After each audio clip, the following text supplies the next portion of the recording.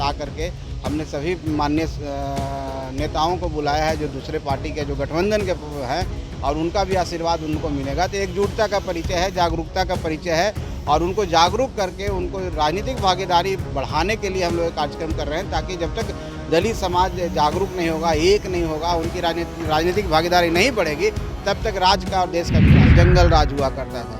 जिन दलितों को मसीहा लालू जी बोलते थे, उन्हीं दलितों का नरसंहार उनके राज में हुआ।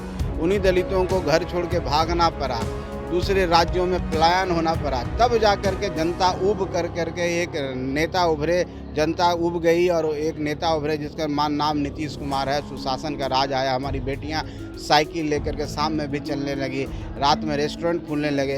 तो एक जो बदलाव आया। यार, आप न्यूज़ फाउंडेशन देख रहे हैं, मैं हूँ आपके साथ वंदना। बिहार में पहली बार एनडीए दलित समागम करने जा रहा है, जहां तमाम बिहार के दलित एक साथ इकट्ठा होंगे।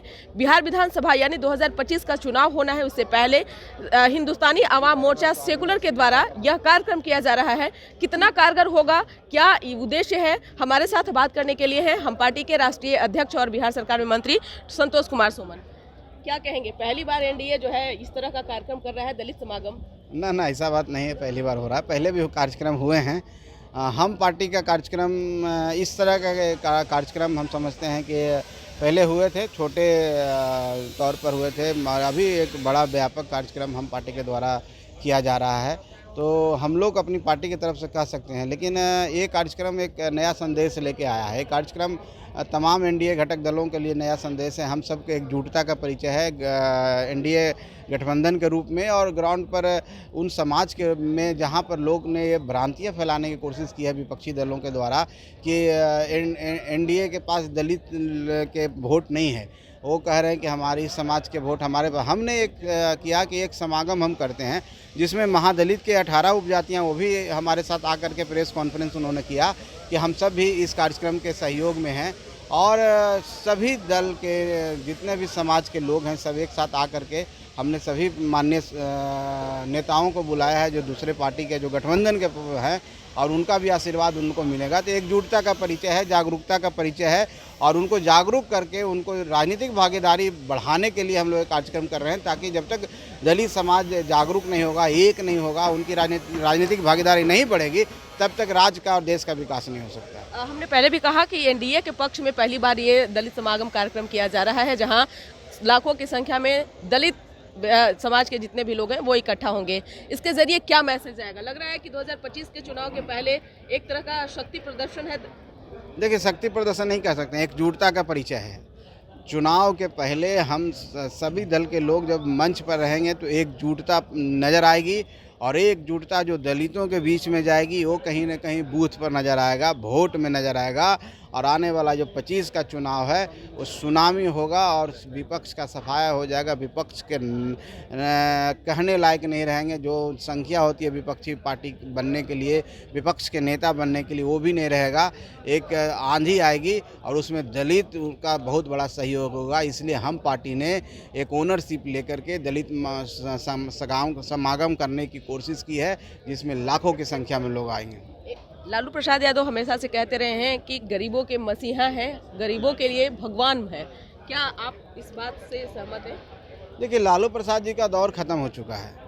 लालू प्रसाद जी जिस दौर में थे वो आज के लोग बूढ़े हो चुके हैं। वो जो उस समय हुआ थे आज बूढ़े हो गए। 25 साल का 30 साल का जो दौर है, उस दौर में कोई नेता नहीं था, तो लालू जी आ गए। अब वो डायमेंशन डिफिनेशन सब बदल चुका है। माननीय मुख्यमंत्री नीतीश कुमार जी जब लालू प्रसाद जी से टेक ओवर लिए थे तो जंगल राज हुआ करता था। जिन दलितों को मसीहा लालू जी बोलते थे, उन्हीं दलितों का नरसंहार उनके राज में हुआ। उन्हीं दलितों को घर छोड़ के भागना पड़ा, दूसरे राज्यों में पलायन होना पड़ा, तब जा कर के जनता उब करके एक नेता उभरे, जनता उब गई और एक नेता उभरे जिसका नाम नीतीश कुमार है। सुशासन का राज आया। हमारी बेटियां साइकिल लेकर के शाम में भी चलने लगी, रात में रेस्टोरेंट खुलने लगे। तो एक जो बदलाव आया, तो लालू प्रसाद जी शुरुआती 2005 से 10 हम उस ज़माने में उनका शुरुआती जो 90 से 95 का दौर में हम मान सकते हैं कि कुछ उनका क्रेज़ था, लेकिन उसके बाद जो उनके परिवार के द्वारा जो दमन किया गया, जो अत्याचार किया गया उनके कार्यकर्ताओं के द्वारा, वो जनता कभी नहीं भूल सकती है। इसलिए मसीहा नहीं है, और लालू प्रसाद जी का शासन कुशासन का शासन था और इस राज्य के इतिहास में सबसे काला शासन था। कितने लोग आ सकते हैं? लाख से ऊपर की संख्या रहेगी ऐसा हम लोग का अनुमान है, उससे ज़्यादा भी हो सकता है। विपक्ष को क्या कहेंगे?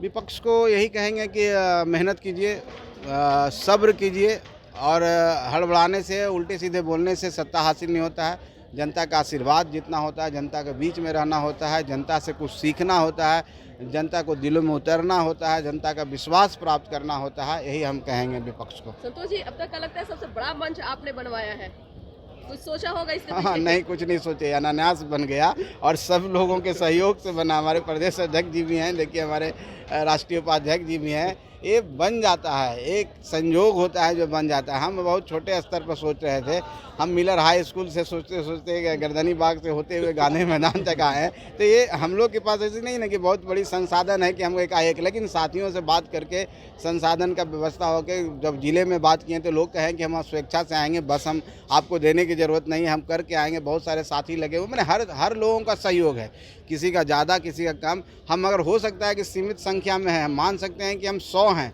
लेकिन 100 लोगों का सहयोग है, तो ये 100% पार्टिसिपेशन है। और 100% जब पार्टिसिपेशन होता है तो रंग इसी तरह का नज़र आता है। खाने पीने का भी इंतजाम किया गया है और हम लोग से जितना बनेगा, हम लोग जितना सक्षम है, शौचालय वगैरह सब कुछ का इंतजाम आपने कर रखा है। हमने कहा ना कि हम लोग से जितना बनेगा, खाइए, पीजिए और इस हम लोग कार्यक्रम का भागीदार हम लोग बनिए। पूरी कोशिश कर रहे हैं कि हम लोग जितना से ज़्यादा अपने कार्यकर्ताओं के लिए कर सके। लेकिन गरीब कार्यकर्ता है, उन लोग को खाना भी नहीं देंगे तो पोटली बांध के आने वाले कार्यकर्ता है। लेकिन हम लोग से जितना बन पड़ेगा, हम लोग जितना सहयोग, जितने सब लोग मिल के कर रहे हैं, हम लोग जितना कोशिश कर सकते हैं, जितना हम लोग कर रहे हैं। एक अंतिम सवाल रहेगा, लोग जानना चाह रहे हैं कि कहीं संतोष सुमन नाराज तो नहीं है, क्योंकि मंत्रिमंडल का जिस तरह से विस्तार किया गया, सब कुछ हुआ, लोग जानना चाह रहे हैं।